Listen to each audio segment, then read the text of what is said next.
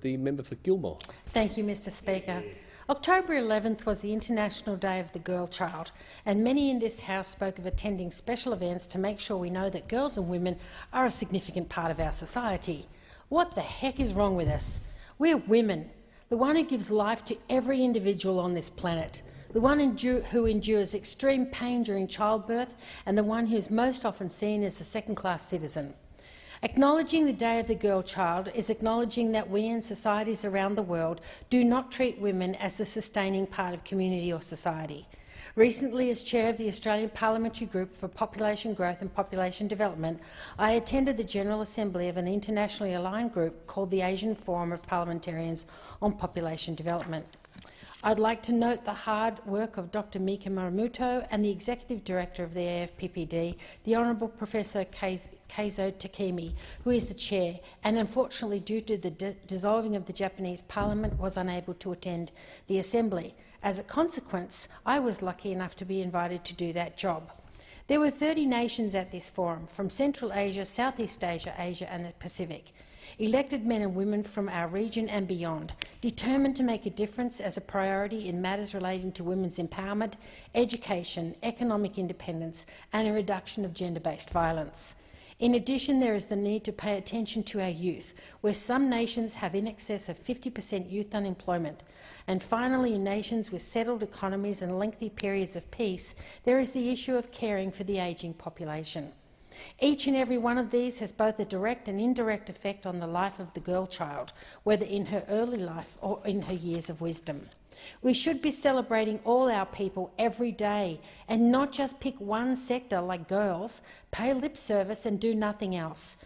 As a society here in Australia and internationally, we are of one mind in the pursuit of gender equity, women's empowerment, women's safety and health issues are priorities.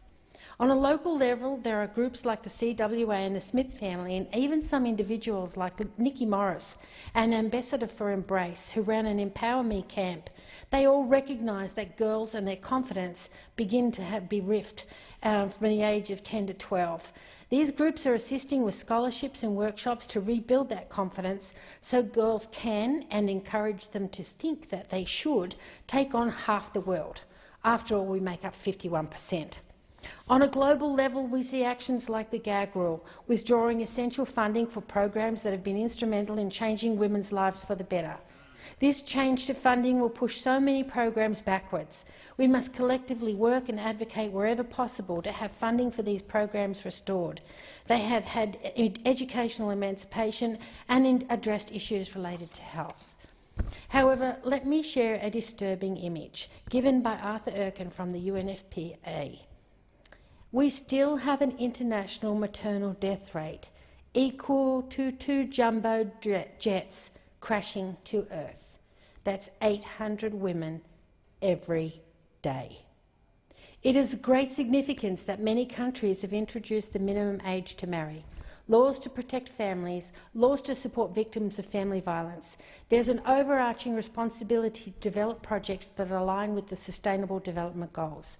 This is indeed an international responsibility.